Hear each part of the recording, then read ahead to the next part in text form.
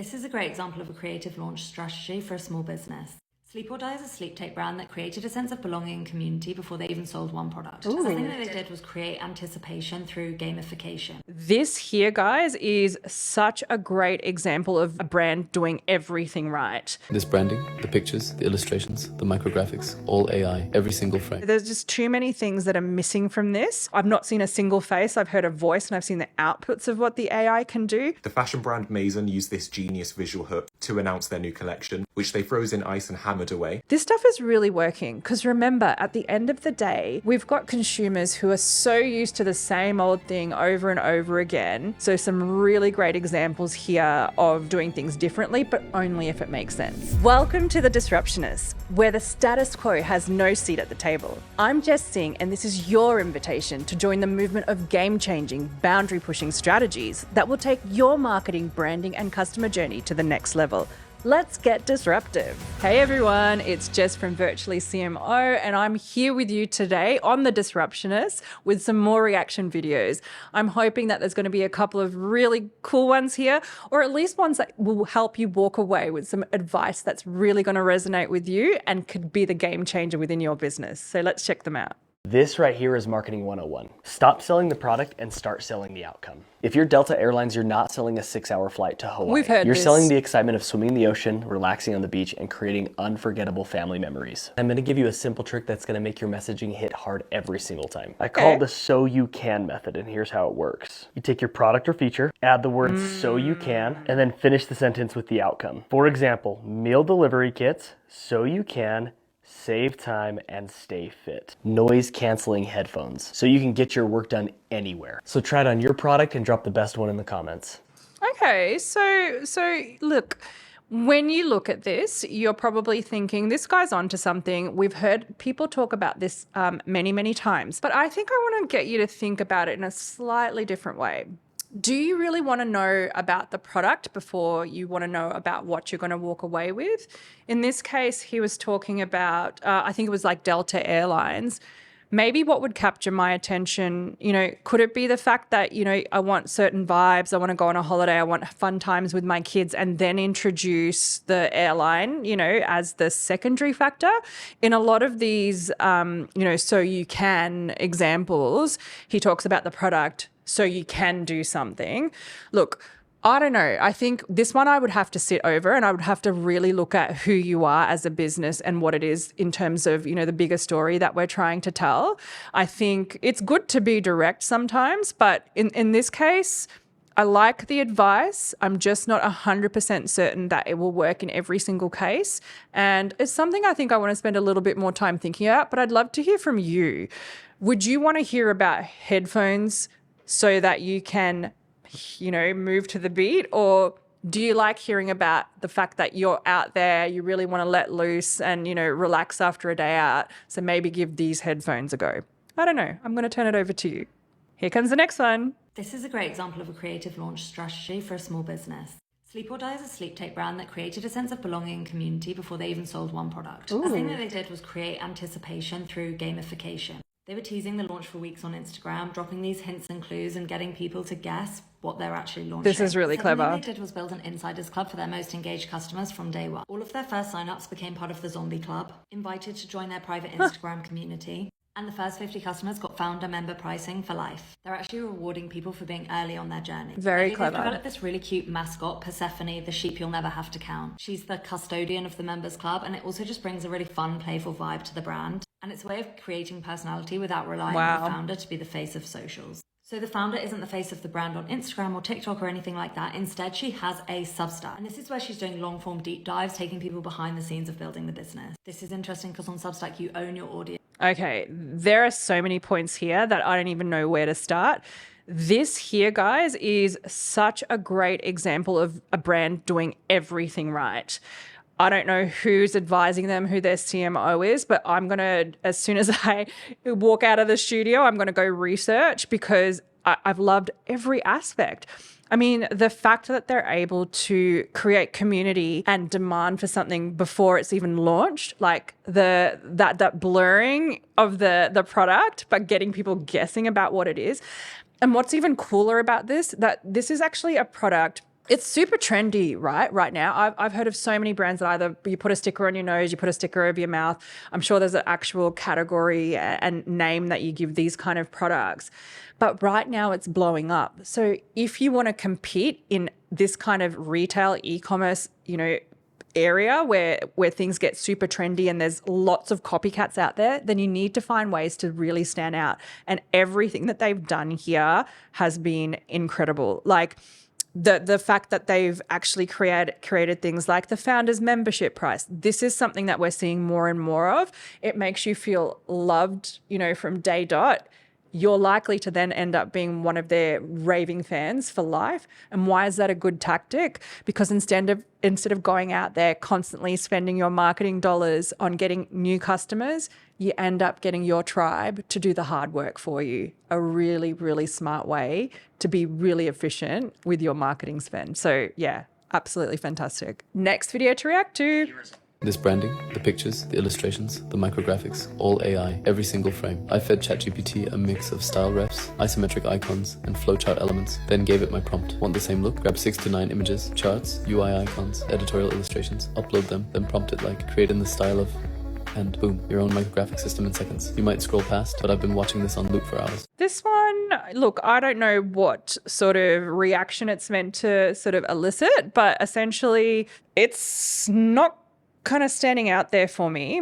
I'll tell you why I'm not really connecting with this one. So essentially what's happening here is this guy's, I think, selling me some kind of AI solution, but I know nothing about him, who he is, why I should trust him, why I should buy from him, the change that he's trying to make for me. I don't know. There's just too many things that are missing from this. I've not seen a single face. I've heard a voice and I've seen the outputs of what the AI can do. But in terms of wanting to make me stop or want to learn more, there is nothing about this ad video content that has engaged me. And guess what? I'm constantly looking for AI tools, apps, resources to tap into, to try to test, because I want to be at the front of the curve, and this one's just going to get scrolled past. So sorry, mate, not for me. Okay, nearly at the end. This is the second last one that I'm going to check out for you today. So here we go. 4 brands who are killing it on social media, not including Ryanair, Duolingo, or any of the brands that everyone talks about. Jewellery brand PD Paola launched an eye-grabbing campaign in New York, with live jazz musicians performing from a transparent truck. It's genius feel-good guerrilla marketing that gets people building positive associations with the brand, even without seeing their products. More brands are getting creative using music as a storytelling tool. Last year I did predict we'd see more brands using sonic branding and sound design. Now you instantly associate the jewellery brand with soft jazz music. The finance company Blackstone have nailed their social content, considering finance is a boring industry. When you think So before we go into the second example there, I actually want to just stop and point out what this gentleman has focused on. I think when we start looking at being creative, the fact that he's calling out brands that are actually using sound and linking that to a brand, I think we're going to see much more of this. Like I said, anything to do with experiential is actually going to be a new currency for brands.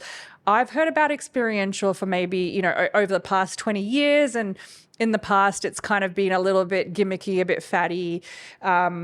People haven't necessarily connected to it. But as technology improves and as the marketplace gets super cluttered, we're going to want more and more experiences that actually make sense. So sound might make you feel a certain way, and if it's a luxury brand, I'd probably use more of the classical music. So he's definitely onto something here. But let's watch the rest of it and see what we sort of learn for BlackRock. generated content, you often think of the Gen Z intern, but Blackstone do it differently. They spotlight senior executives who we often don't hear from, Do we want humanising to? these corporate powerful figures. With this fun social series, reminiscent of Vogue's 73 Questions, their content is both educational and entertaining. Ooh. The fashion house Late Checkout are masters in world building, with their latest campaign Hotel Games, building on the whole theme of their brand, which is adventure. It's proof that's yet cool. again that the best brands aren't defaulting to TikTok trends, they are creating a show you want to be a part of. The fashion brand Maison used this genius visual hook to announce their new collection, which they froze in ice and hammered away, tapping into absurdity and grabbing your attention.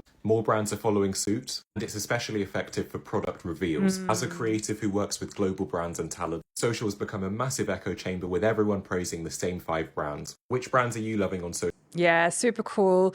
Listen, I think what we need to really call out here is just like, again, it comes back down to the experience. So with that hotel brand, like bringing adventure to life and doing it in content, it's just so cool. I can 100% see myself connecting to a brand that makes really kind of like fun stories for me to follow, because it's giving me an idea of then maybe what it's going to be like staying in that hotel chain as well. This thing around, if you've got a product, doing something quite extraordinary, like we saw someone hacking ice just to be able to get to the product. This stuff is really working, because remember, at the end of the day, we've got consumers who are so used to the same old thing over and over again. It kind of reminds me of one of the reaction videos that we saw a little while back. I encourage you to go back and check out my other ones. But it was for like a smoothie company, and they did a literal interpretation of their smoothies having just dropped, right? It captures attention, and it worked for that brand because it was part of their brand personality. So some really great examples here of, doing things differently, but only if it makes sense. Okay, last one, everyone. Let's see what this one's all about. Please be controversial, make me angry.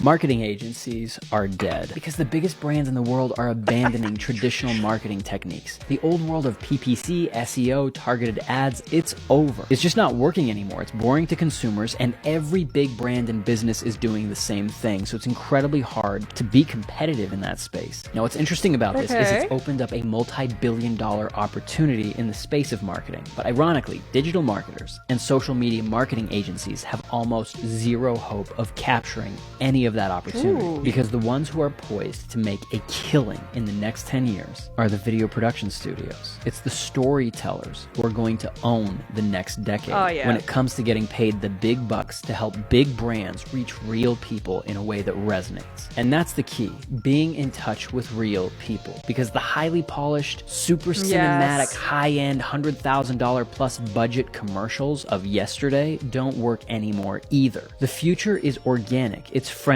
it's shareable, it's bingeable, all packaged within short form video, and the companies that fail to execute on that are going to become less and less relevant. They're going to be losing market share to creators like Mr. Beast. Okay, so look, this concept isn't new. Storytelling is something that, I as a marketer have been exploring for a really, really long time. But what I love about some of the points that are being made here is the fact that you need to combine storytelling with the right kind of channels, and, the execution has to be spot on. So, I'm not sure where this guy is from. Maybe he's from a video production agency. So, crafting his content to say that video is the only way to do it, might be a little bit biased. But I think what you really need to take away from this is that you don't need the really high level, budgets, television commercials, etc., to actually have and make the connection that you want to with your audiences. In fact, I think, I'm trialing this out for myself. I'm in a beautiful studio. I'm creating content here for this video podcast, but it's not always this beautiful sort of slick sort of experience. I'm actually also peppering in some interviews that I've done just through Zoom, because at the end of the day, it's not the video production quality that's going to matter to you as much as the fact that I'm being real and actually interviewing really great people, telling real great stories that will hopefully impact you as a business owner and help elevate your brand. So let me know what you think. Well, what does this sort of mean to you? What kind of reaction does it get from you? Because I'd love to know if we're kind of like on the same wavelength. So there you have it. We've just had some more reactions from Jess, live, real. What did you think? Would you have had the same reactions as me? Was I off the point? Teach me too, guys. I'm here to listen. Over to you. Thanks for joining me on The Disruptionists. If this episode sparked new ideas or challenged your thinking, I'd love your support with a 5-star review on Apple Podcasts and Spotify. And don't forget to subscribe to your favorite platform to catch every disruptive insight. For more behind-the-scenes content and to connect with like-minded disruptors, follow me at It's Jess Singh across all social platforms. And remember, stay disruptive.